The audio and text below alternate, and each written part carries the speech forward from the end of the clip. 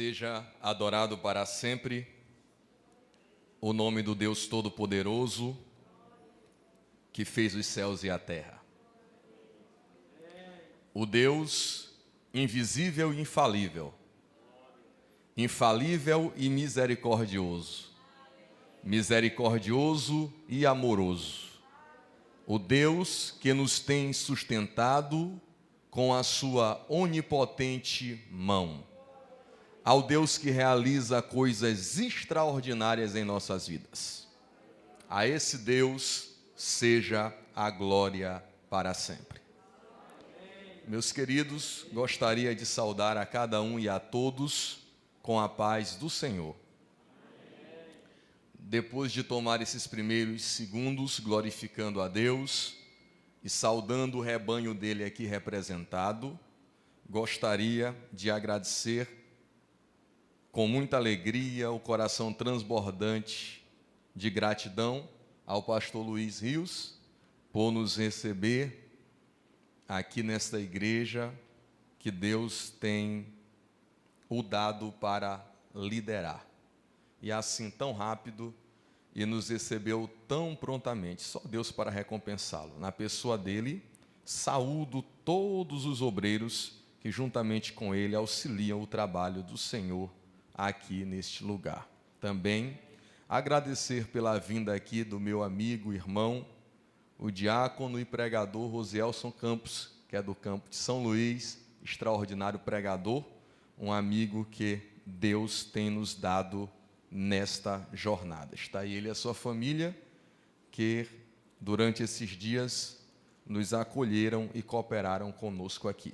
Queridos irmãos, vamos à palavra de Deus. Epístola de Paulo, escrita aos crentes que estavam em Efésios. Efésios, capítulo de número 4.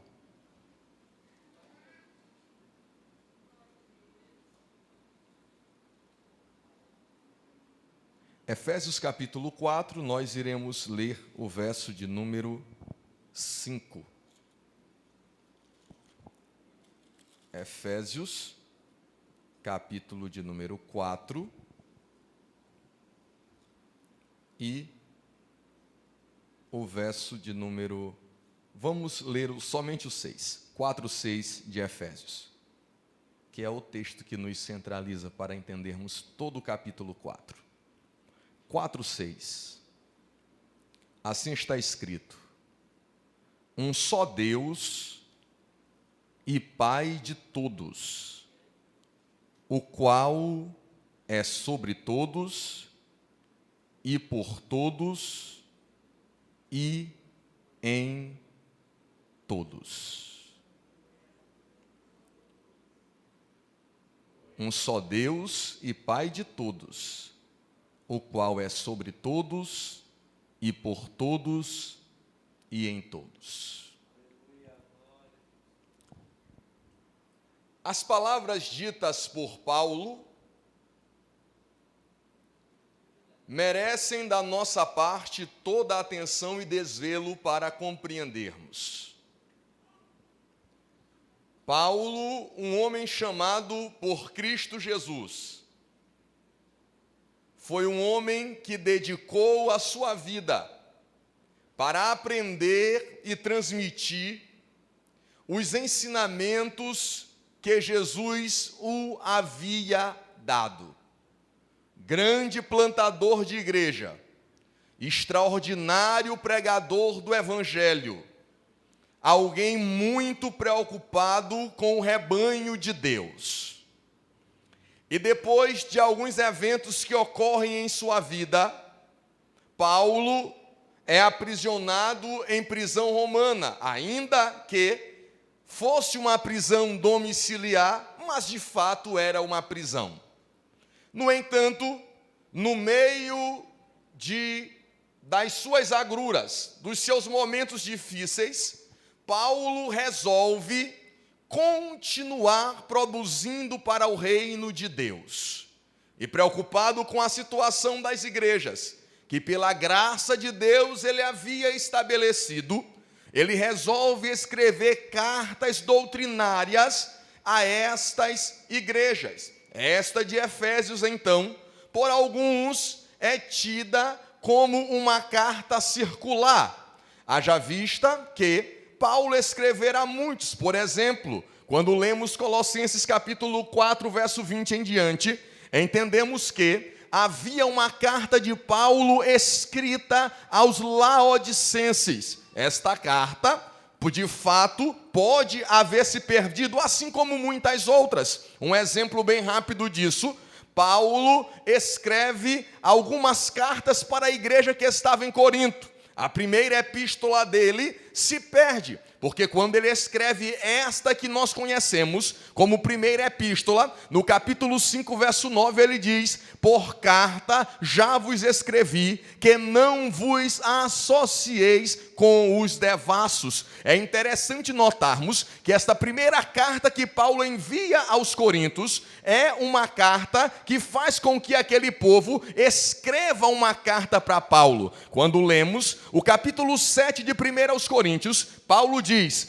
quanto ao que me escrevestes. Então, havia uma troca de cartas entre Paulo e a igreja que estava em Corinto. Mas quando Paulo começa a escrever para esta igreja que estava em Éfeso, que ele denoda todo o esforço, ele coloca todo o esforço, empreende para escrever esta epístola àquela igreja, que lá no porto de Mileto se despedira de Paulo, e Paulo, em uma visão profética, sem ter medo de maus obreiros, ele vira-se para aqueles que ali estavam e diz: eu sei que dentre vós mesmos se levantarão lobos devoradores que não pouparão o rebanho. Mas quando Paulo, depois de alguns anos sem visitar aquele povo, ele começa a escrever esta carta. No capítulo 1, Paulo vai mostrar o local da igreja de Cristo. Ele mostra que a igreja não é um acidente de percurso. Ele mostra que a igreja não foi fundada nem para substituir anjos caídos e tampouco para substituir Israel, mas que a igreja sempre esteve no plano eterno de Deus.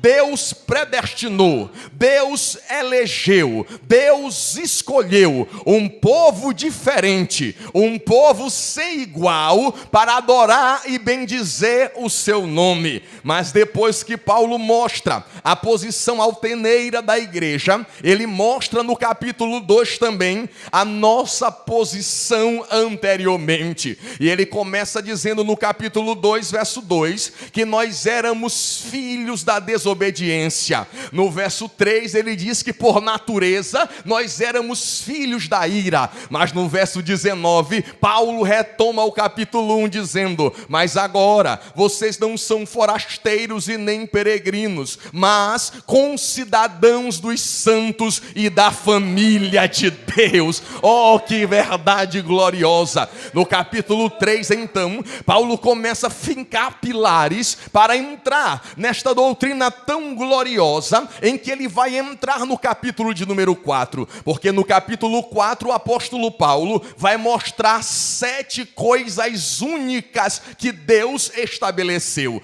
Agora olhem aqui para mim, há muitas pessoas que pensam que ser um é ser só. Você está totalmente enganado. Há pessoas que pensam que ser único é ser sozinho. Não, senhores, você só pode ser um quando você concorda com alguém. É só irmos para o relato da criação. Depois que Deus forma a mulher e a entrega a Adão, Adão, com aquela linguagem poética do homem que encontra a sua costela, ele diz algo muito lindo, mas Deus intervém e diz: agora pois deixará o homem o seu pai e a sua mãe e unir-se-á a sua mulher, e ambos serão uma só carne. É isto que é união. É só vermos a união que há entre a divindade. São três pessoas distintas, mas um único Deus. Eles não entram em desacordo, não, senhores.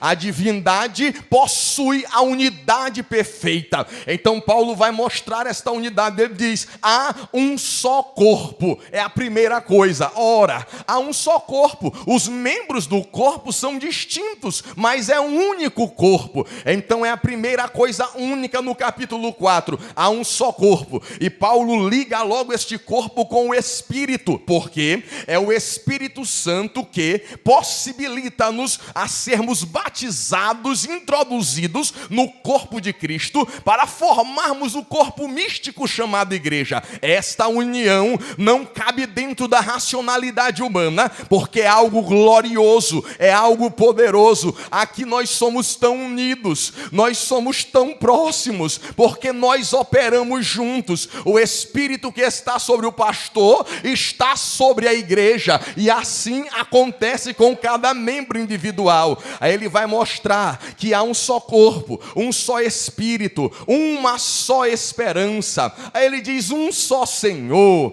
uma só fé e um só batismo. Louvado seja o nome do Senhor para todos sempre. Então ele começa a estabelecer essas 6 coisas primárias e únicas que existem aqui neste capítulo. Mas quando ele chega, meus queridos irmãos, no verso 7, ele vai mostrar outra coisa única. Ele diz: um só Deus. É interessante essa linguagem de Paulo. Ele diz um só Deus, e ele prossegue dizendo: e Pai de todos. Ora, Paulo está falando em uma linguagem elevada e gloriosa. Primeiro, quando ele diz um só Deus, ele não está dizendo o nome que esse Deus tem, mas ele está dizendo o que este Deus é. E ele é Deus com D maiúsculo. Ele é Deus soberano. Ele é Deus eterno. Ele é Deus autoexistente. Ele é o Deus que existe por si só e pela sua própria vontade. Ele é um Deus que mente humana alguma pode sondar. Então, quando ele diz um só Deus, ele está falando da transcendência desse Deus. Paulo está mostrando, embora ele tenha criado todas as coisas, nada se iguala ao seu poder. Ele é único, ele é exclusivo, ele é absoluto. Embora os homens tentem colocar Deus embaixo, tentam com suas argumentações e filosofias mostrar um Deus mais ou menos, não. O nosso Deus é absoluto, o nosso Deus é o Todo-Poderoso. Mas Paulo vai dizer: se eu mostrar apenas a transcendência de Deus para vocês, vocês vão ficar com medo dele, vocês não vão se aproximar dele. Aí Paulo prossegue com uma linguagem amada, dizendo: e Pai de todos. Enquanto na sua deidade Deus é transcendente, na sua paternidade ele é imanente. Aleluia. E o que isto implica dizer? Implica dizer que o Deus soberano, o Deus que nem o céu dos céus o pode conter, ele quer ter relacionamento com os seres humanos, e ele quer ter um relacionamento paternal, amigável. Bendito seja o nome do Senhor. É por isso que quando os discípulos ouviram Jesus orando, eles ficaram maravilhados. É só ler o texto. E um mais ousado se aproxima e diz: Senhor, ensina-nos a orar, assim como João Batista ensinou os seus discípulos. E Jesus começa dizendo: eu vou dar uma chave para vocês. Quando vocês começarem orando, não precisa fazer como alguns fazem por aí. Parece que engoliram um dicionário, usam palavras difíceis para falar com Deus.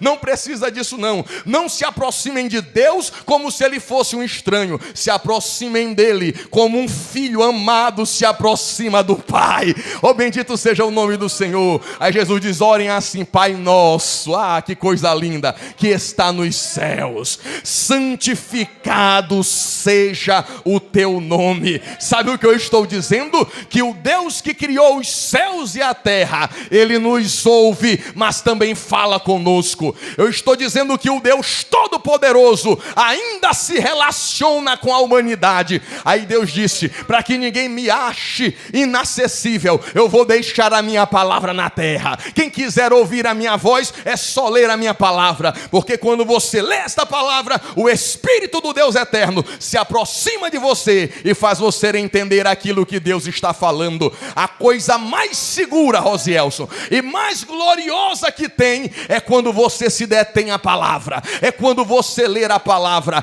Quem tem ministério de revelação, quem tem ministério de adivinhar CPF é curto. Agora aqueles que ministram a palavra, eles transcorrem gerações. Oh, louvado seja o nome do Senhor para sempre. Agora atentem para isso. Depois que Paulo mostra a transcendência de Deus, a imanência de Deus, Paulo agora vai mostrar a ação de Deus em 3 esferas distintas. Primeiro, o qual é sobre todos. E se alguém perguntasse para mim, pastor, se eu poderia traçar uma linha do tempo para isso, eu traçaria de Gênesis a Malaquias. O Deus que é sobre todos, o Deus de Israel, o Deus glorioso em que o povo ficou temeroso. E o povo é interessante. O povo gosta de porfia. O povo gosta de briga. Enquanto Deus falava com Moisés, se levanta um montinho e diz, só Moisés que quer ser santo. É só com ele que Deus fala. Fala com a gente também. Deus diz, não tem problema não. Eu quero falar com vocês mesmo. Agora se preparem. Lavem as vestes, se separem de tudo, que eu vou descer no monte para falar com vocês. Mas Moisés sobe. Vocês ficam aí embaixo. Moisés sobe ao monte. Eu amo Deus. Como alguém diz por aí, Deus não é racista, porque se você olhar para alguns irmãos hoje e dizer, há uma nuvem branca sobre a sua cabeça, ele se arrepia todo, ele dá glória a Deus. Mas se você disser, há uma nuvem negra sobre a sua cabeça, ele já pensa que é algo ruim. Mas o nosso Deus é tão glorioso, que ele desceu com a sua glória em uma nuvem negra no Sinai. Oh, aleluia! Então tem vaga para todo mundo. Bendito seja o nome do Senhor. Enquanto Moisés está ouvindo a voz de Deus audível no monte, o povo lá embaixo só ouvia som de buzina e de trombeta. Porque é assim, às vezes Deus está falando, mas a pessoa não consegue captar, não consegue ouvir. Enquanto há alguns ouvindo Deus falando perfeitamente, tem outros que só ouvem som de buzinas e de trombeta. Eu quero te dizer esta noite, o monte de Deus está disponível para você. Se você subir esse monte, Ele fala com você claramente, Ele fala com você audivelmente. Então o Deus que é sobre todos, o Deus que não pôde se comunicar com o seu povo como Ele quisera no Antigo Testamento, e a impossibilidade não estava em Deus, senão no próprio povo. Era o povo que não atinava, era o povo que não escutava, era o povo que não aceitava as regras de Deus, era o povo que não queria nada com Deus. Hora ou outra, aquele povo se rebelava, hora ou outra, aquele povo virava as costas para Deus. Então em todo o Antigo Testamento, Deus está sobre todos. Deus está no alto e sublime trono, que quando os homens olhavam a silhueta de Deus, ficavam assombrados, dizendo, vamos morrer todo mundo, Deus vai nos matar. Mas este Deus fez promessas no Antigo Testamento, em que Ele encarnaria o seu Filho aqui nesta baixa terra. Esta promessa é tão gloriosa, que assombrou as pessoas na época de Isaías. Ia nascer algum que é chamado de Emanuel. Ora, como é que podia alguém ser plenamente homem e plenamente Deus? Porque o nosso Jesus não é como os deuses gregos, que são metade homem, metade Deus. Não, o nosso Cristo é diferente. Ele é plenamente homem e plenamente Deus. Ele é totalmente homem e totalmente Deus. Eu até ignorei algumas regras teológicas que saíram por aí, dizendo que quando Cristo ascendeu aos céus, a sua natureza divina subtraiu a sua natureza humana. Isso não é verdade. Jesus está nos céus plenamente Deus e plenamente homem, porque Paulo, escrevendo a Timóteo, na primeira epístola, no capítulo 2, no verso de número 5, Paulo mostra que há um só Deus e um só mediador entre Deus e os homens. Quem? Jesus Cristo, homem. Jesus Cristo, homem. Oh, aleluia! Esta verdade é tão palpável nas Escrituras, que quando Cristo descer em glória com a sua igreja, não na ocasião do arrebatamento, mas quando descer em glória com a sua igreja, as marcas da cruz ainda estarão em suas mãos. Israel olhará para ele, ficará compungido e chorará, e Deus derramará o Espírito de graça e de súplica sobre Israel, e eles reconhecerão este Jesus que pregamos hoje como o único e absoluto Messias. Oh, bendito seja o nome do Senhor para sempre. Então Deus tem prometido no Antigo Testamento: eu andarei no meio dos homens, eu enviarei o meu filho. Só que o povo de Israel esperava um Cristo cheio de pompa.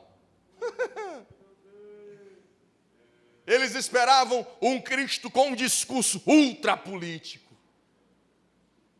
E Jesus disse: eu trouxe o melhor para vocês. As minhas palavras são a chave que abre as algemas de pecado que aprisionam vocês. É por isso que Paulo, quando prega aos Coríntios, ele diz: os judeus pedem sinais, os gregos sabedoria, mas eu prego Cristo e este crucificado. Escândalo para os judeus e loucura para os gregos, mas é esse que faz efeito. É esse que é o poderoso. Então Deus agora resolve, através de Jesus Cristo, o Jesus que abdica da sua glória, o Jesus que abre mão de toda a sua majestade, mas Jesus nunca se esqueceu do que ele teve nos céus. Horas antes de ir ao Calvário, ele ora ao Pai dizendo: Pai, glorifica-me junto contigo, com aquela glória que eu tinha antes que o mundo existisse. Ele teve que abdicar da sua glória para descer aqui plenamente humano e não nos fulminar. Ele andou nesta baixa terra, pregou mensagens inesquecíveis, operou milagres impossíveis a um homem sem Deus. Ele veio a esta terra, foi à cruz do Calvário, mesmo sendo traído, mas o nosso Jesus nunca se acovardou. O nosso Jesus era um homem de verdade. É interessante, irmãos, alguém até admira Jesus por isso, mas quando nós lemos a Bíblia, nós entendemos, quando Judas vem com a guarnição para atrair Jesus, e agora quando Judas se aproxima dele, o beija, e Jesus diz: amigo, a que viestes? Traístes o filho do homem com um beijo? Ora, Jesus não chamou Judas de amigo para mostrar que era bonzinho, não. Jesus chamou Judas de amigo para não quebrar a palavra que ele tinha dito anteriormente, porque ele chamou todos eles de amigo. Então Jesus diz: eu não vou me irar contra a tua traição, eu quero é que para ti ainda tenha jeito. Os homens apareceram armados, e Jesus olha para eles e perguntam: a quem buscais? Eles disseram: a Jesus o Nazareno. Jesus podia sair de fininho pela escuridão do jardim, cair fora, mas ele estava destinado à cruz. Ele disse: sou eu. Quando ele disse sou eu, os homens não suportaram as pernas e caíram. Jesus espera eles levantarem de novo e pergunta: a quem buscais? E eles disseram: a Jesus o Nazareno. Ele disse: sou eu. E eles caíram de novo. Se Jesus quisesse, eles nunca mais se levantariam, mas Jesus sabia que só na cruz do Calvário ele poderia nos libertar dos nossos pecados. Agora Deus muda a tática. Deus diz: agora não é o período de eu ser sobre todos, agora eu serei por todos. E como é que ele será por todos? Até o sacerdote corrupto, até o sumo sacerdote corrupto profetizou naquele ano, porque com Deus a história é essa: ele respeita autoridades, mas quando a vontade dele dele como a vontade dele está acima de todas, ele faz até autoridades ímpias assinarem decretos que beneficiam o seu povo. O sumo sacerdote diz: vocês já não ouviram falar que um homem tem que morrer por todo mundo? Então o homem é esse daí. Jesus vai ao Calvário e ali Deus estampa a sua divindade e a sua humanidade, mostrando Cristo sendo por todos, Cristo morrendo por todos, dando a todos. Eu tenho dó dessas pessoas que fazem da salvação algo seletivo, algo apenas para alguns. Mas não, Paulo, escrevendo a Tito no capítulo 2, verso 11, ele diz da seguinte forma: porque a graça de Deus se há manifestado, trazendo salvação a todos os homens. Oh, aleluia! A graça não veio sozinha, ela trouxe atrelada consigo a salvação, e esta salvação não foi para alguns, essa salvação é para todos os homens que crerem na pessoa bendita de Jesus Cristo. Agora vejam, o Deus sobre todos, o Deus por todos. E quando Jesus está palmilhando esta terra, perto de ir embora, ele começa a dizer: eu irei, mas eu vou enviar o outro Consolador, para que esteja para sempre com vocês. Ele vos guiará em toda a verdade, porque ele lhe dará para vocês aquilo que é meu. Louvado seja o nome do Senhor. Aí entra a parte que nós estamos vivendo, porque o sobretudo nós não vivemos, agora o por todos nós já recebemos, mas agora há o terceiro aspecto: e em todos. É aqui, querido pastor Samuel, que está a nossa glória. O Deus vivo e eterno, o Deus poderoso e sublime, ele diz: eu salvo o homem, eu limpo ele, mas não deixo ele vazio. Eu envio o meu Espírito Santo para ficar ao lado, Senhor? Não. Para ficar em cima, Senhor? Não. Eu envio o meu Espírito para estar dentro do ser humano. Louvado seja o nome do Senhor. Agora vejam bem o que eu vou dizer agora. Era preciso um processo muito grande para que nós fôssemos templo e morada do Espírito Santo. Haja vista, como eu disse anteriormente, sermos filho da ira, filho da desobediência. Deus então faz um programa e diz: o único jeito do meu Espírito morar no homem é eu adotando o homem para ser meu filho. É por isso que João, no Evangelho, capítulo 1, do verso 11 ao 13, ele diz: veio para o que era seu, mas os seus não o receberam, mas todo aquele que o receber, deu-lhes o poder de serem feitos filhos de Deus, a saber, os que creem em seu nome, que não nasceram nem da vontade da carne, nem da vontade do varão, mas de Deus, mas de Deus, mas de Deus. Quando Jesus prega a Nicodemos, no Evangelho segundo João, capítulo 3, verso 6, ele diz: aquele que é nascido da carne é carne, mas o que é nascido do Espírito é Espírito. Então como foi que aconteceu esta adoção? Paulo, escrevendo aos Gálatas, no capítulo 4, do verso 4 ao 6, ele diz: vindo pois a plenitude dos tempos, Deus enviou o seu Filho, nascido de mulher, nascido sob a lei, para resgatar os que estavam debaixo da lei, a fim de que recebêssemos a adoção de filhos. E porque sois filhos, Deus enviou aos vossos corações o Espírito do seu Filho, que clama: Abba Pai, Abba Pai, Abba Pai. Oh aleluia, oh aleluia, oh aleluia. Deus diz: eu tenho que adotá-los, eu tenho que colocá-los na minha família. Agora ora, meus irmãos, eu nasci por misericórdia de Deus aqui na capital do estado. Foi aqui que eu nasci. Lá no meu registro tem o nome do meu papai e o nome da minha mamãe. Mas quando eu passei para outra família, além de já ter um novo nome, eu ainda não sei, mas o novo nome já está nos céus. Além de ter um novo nome nos céus, eu tenho uma nova filiação nos céus. Nos céus eu tenho pai e tenho mãe. Tenho sim, está escrito na palavra. O meu pai não podia ser outro, é o grandioso Jeová, é o Deus maravilhoso, ele é o meu pai. Mas por incrível que pareça, eu tenho uma mãe também nos céus. Esta mãe, lógico que não poderia ser Maria, claro que não, ela não poderia ser mãe desta multidão de salvos, não, mas eu tenho uma mãe nos céus. Paulo, escrevendo aos Gálatas, do capítulo 4, verso 26, ele diz: a Jerusalém Jerusalém que é de cima é livre e é mãe de todos nós,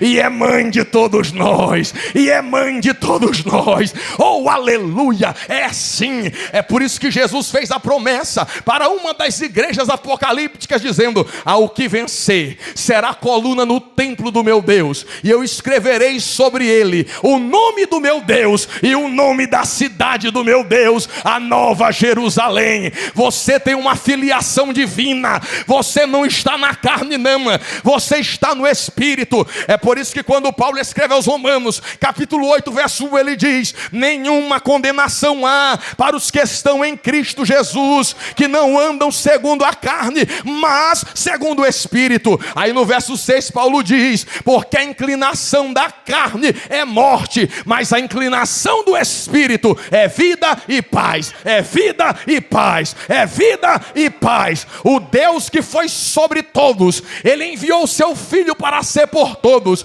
O Deus que enviou o seu Filho para ser por todos, enviou o seu Espírito para ser em todos. Louvado seja o nome do Senhor. Em João 3,34 está as duas marcas daquele que é chamado e enviado por Deus. Lá está escrito: aquele a quem Deus enviou tem a palavra de Deus e fala a palavra de Deus. A este Deus não lhe dá o Espírito por medida. É esta época que nós estamos vivendo. O Espírito não está apenas sobre alguns, o Espírito não está sobre nós em porções, ele está em nós em sua plenitude. A plenitude do Espírito está dentro da igreja, a plenitude do Espírito se move dentro de cada crente. O poder do Espírito Santo está dentro de você. Ah, pastor, mas eu ainda não sou batizado com o Espírito Santo, eu ainda não falo em línguas. Tem problema não. Paulo diz em Efésios 1, 12 e 13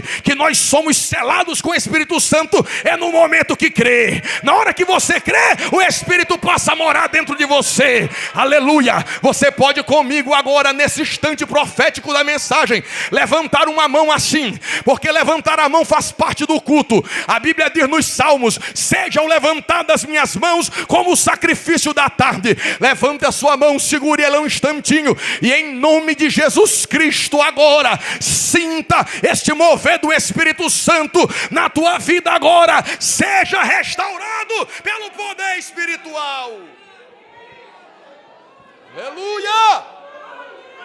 Aleluia.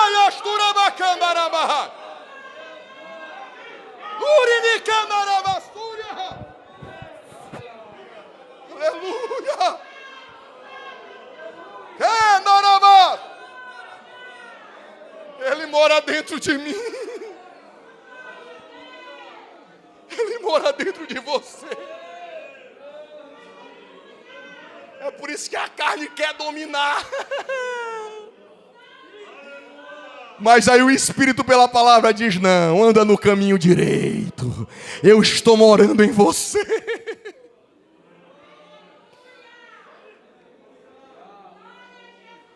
É o Espírito Santo que nos faz viver em perfeita unidade entre nós e também com Deus.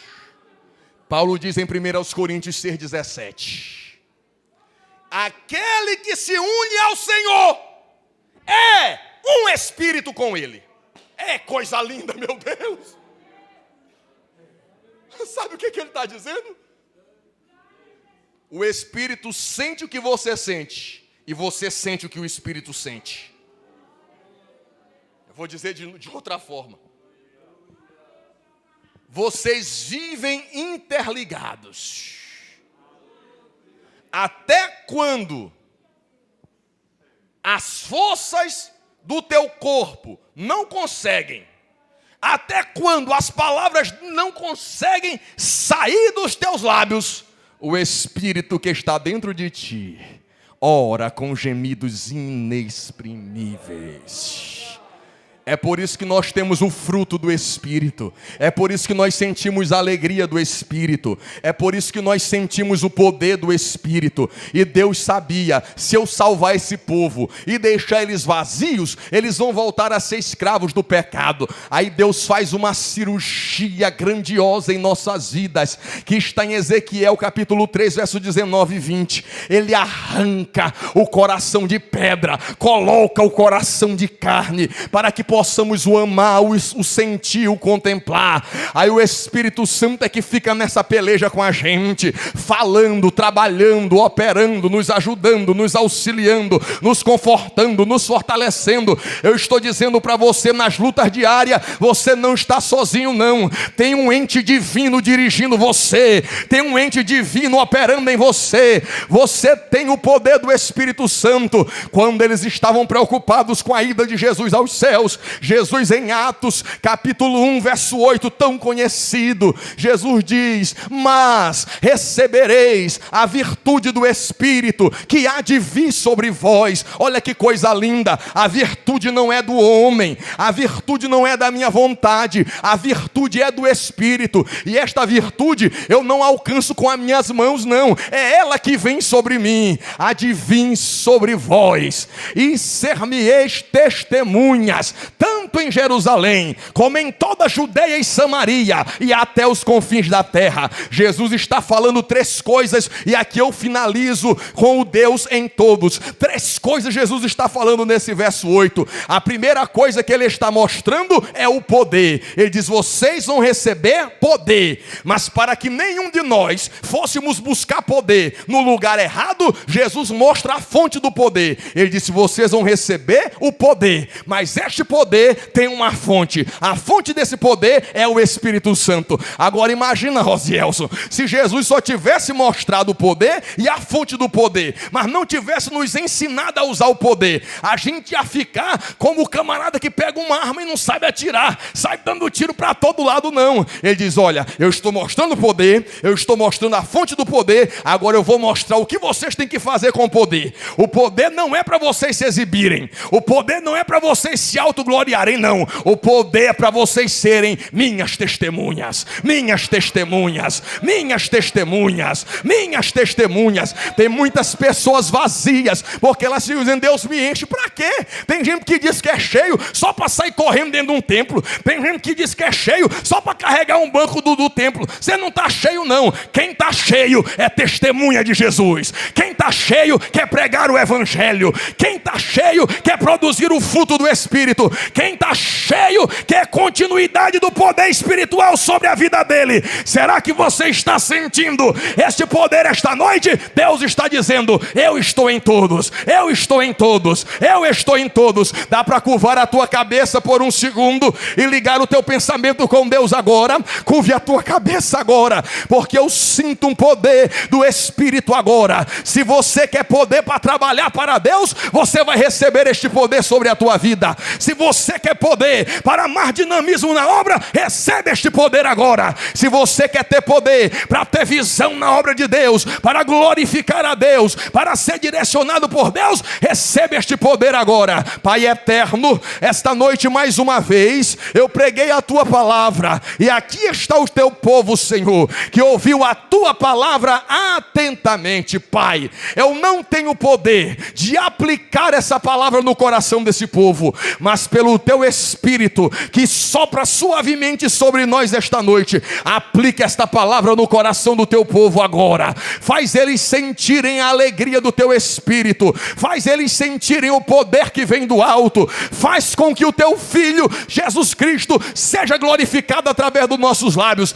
Toca no teu povo agora, meu Pai, eu te rogo no extraordinário nome de Jesus. Só se você está agradecido a Deus, abre a sua boca durante 30 segundos e diga uma palavra de gratidão a Deus. Enquanto você glorifica, seja curado. Enquanto você glorifica, seja renovado. Enquanto você glorifica, seja tocado. Abre a boca e glorifica o nome do Senhor esta noite. Oh, glória a Deus!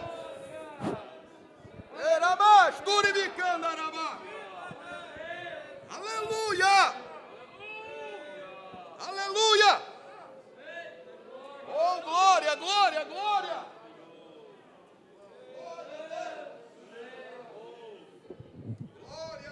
Glória a Deus. Bendito seja o nome do Senhor. Amados irmãos, guardemos em o nosso coração a palavra que temos ouvido nesta noite. Guarde-a e tenha alegria do céu em sua vida. Louvado seja o nome do Senhor. Nós vamos ouvir o Josué e a Milena louvarem a Deus. Estão aí? Só o Josué, né? Nós vamos ouvir o Josué louvar a Deus. Enquanto ele canta, nós vamos servir também ao Senhor com as nossas ofertas para o seu santo trabalho.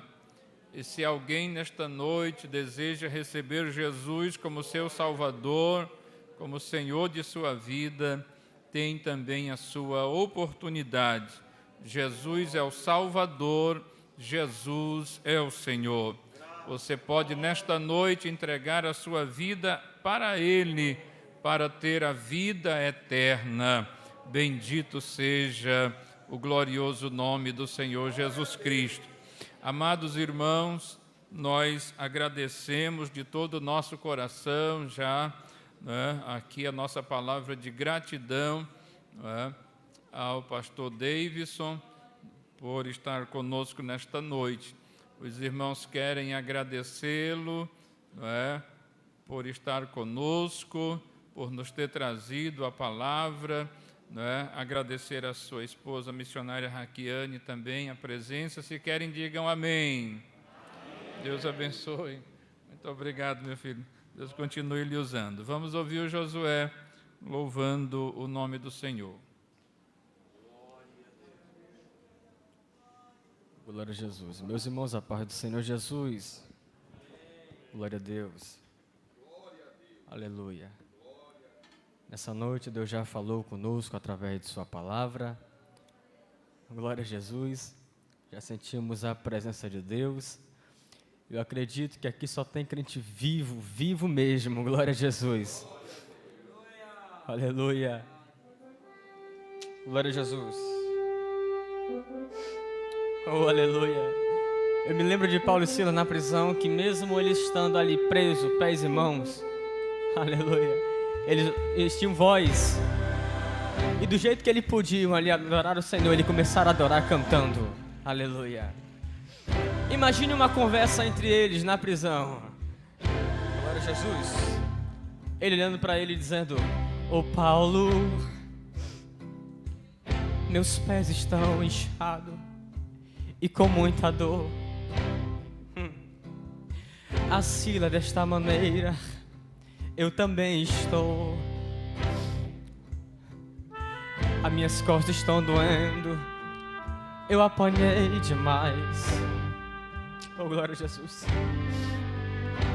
Ei, Paulo, as minhas mãos estão amarradas e não dá nem pra me mexer. E qualquer movimento, tudo já começa a doer. E por quê? Tudo isso por pregar o evangelho de amor e paz. Oh, glória a Jesus. Ei, Silas, Silas, como está a tua voz? Está pronto para cantar? Porque, Paulo, ei, você canta enquanto isso, deixa que eu vou orar. Oh, tenho certeza que algo diferente vai acontecer. Oh, glória a Jesus. Olha a mensagem. Canta, não reclama, usa esse dom que Deus te deu. Enquanto isso, deixa que eu vou falar com o nosso Deus. Mas se liga, Silas, pois esse lugar vai começar a tremer. E diga, então minha, oh glória, mas canta-te.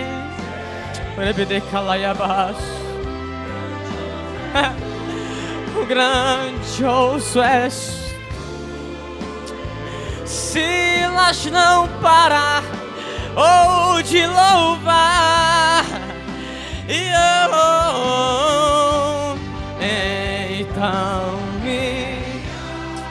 levante a mão e diga, vai. Precisa de playback, irmão. Oh, glória a Deus.